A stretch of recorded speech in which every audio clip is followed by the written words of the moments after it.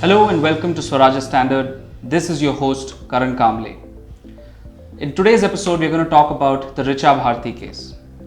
Now, a 19-year-old girl in Ranchi, Jharkhand, decides to share her view and writes a Facebook post. The Facebook post is seen as objectionable by some. It is in connection with the death of the victim in the mob lynching incident in Jharkhand. Then a local Islamist organization files an FIR to take action against her. The police, it is said, go to her house and arrest her within a couple of hours. And the day is Friday, so she spends a couple of days in jail.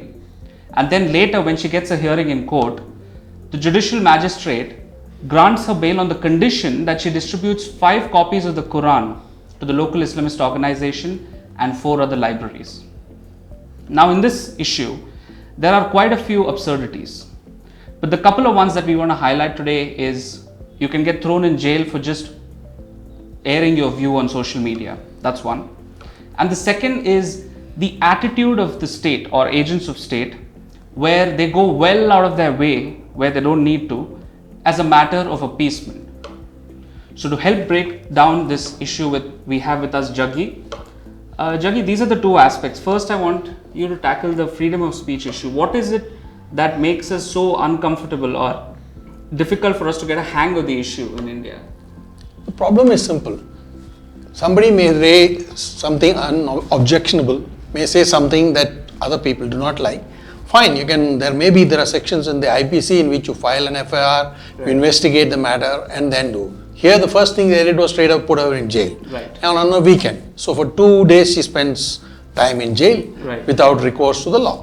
Right. And when the law comes, you put something foolish, which the judge, no judge in his right mind will give this kind of order. Right. But he's done so. And this order, like of distributing Quran, like what does this seek to achieve? Like, I don't know, it's some kind of a woolly notion of secularism in India that we have developed, right, whereby it is, in order to make it sound secular, right, you say, okay, there are some Muslim parties objecting, so you distribute the Quran, so they'll also be happy. Right. If you see, they are the only guys who are happy about it. Right. So the point is not whether this thing, but the point is, can you ask someone to do something unconstitutional, right, which is to distribute religious propaganda literature, right, that is unrelated to your own religion. I mean, so you're going against a fundamental constitutional premise that you can't be forced to propagate somebody else's religion. Right. Isn't this almost seem like she is made into like an agent of propaganda of another religion? No, I think this is the judge's convoluted sense of secularism, right, or balance or making amends for the post she did. Right. First, of course, for free speech, you cannot do this. Right. Second thing, even assuming you thought that this post was very scandalous and amounted to true hate speech, which needed to be proceeded against, there is a procedure through which you go through. You don't lock her up first and then say, okay, you distribute free copies of Quran here and there, and then everything is hunky-dory, is it? Right. If she did something really bad, then you need to do something about it. If she didn't, then it's the court that's at fault. Right. And this mindset of the state is sort of goes back a long way in India. What is it that we have seen so many cases of this happening? What is behind this? What is this? What is driving this attitude of the state, where they feel almost compelled or driven to appease the community? See, the Indian constitution has too many exceptions to the freedom of speech rule. There are 8 exceptions where states can move in to block free speech in various categories.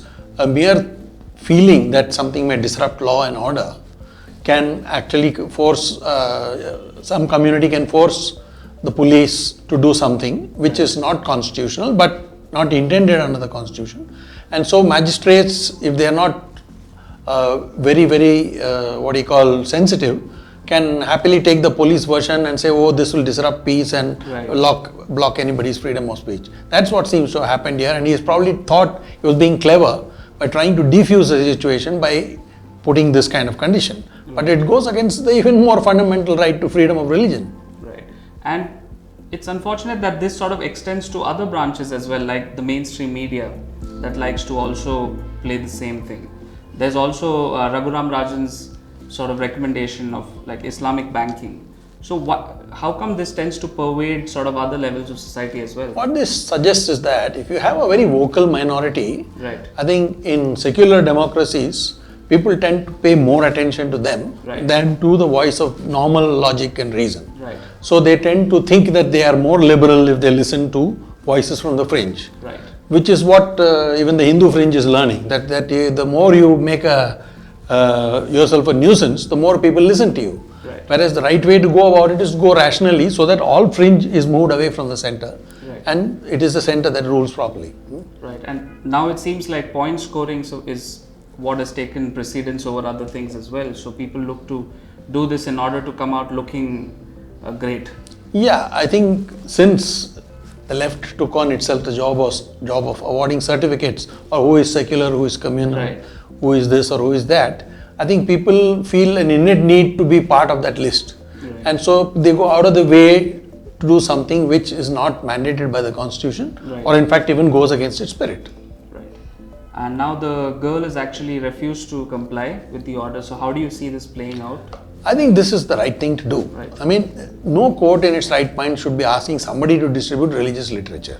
Okay, so she's right to challenge it, and I'm sure the High Court, if not the High Court, the Supreme Court will stop this. Let's not forget that just last year, the Supreme Court upheld the right of Kancha Ailaya right. to put in Caste's remarks in his book, saying that I am not going to interfere with the freedom of speech. Yeah. If that is the case, how is this case any different? All right, great. Thank you so much for joining us today. Thank That's a wrap for today's episode of Swarajya Standard. See you on the next one.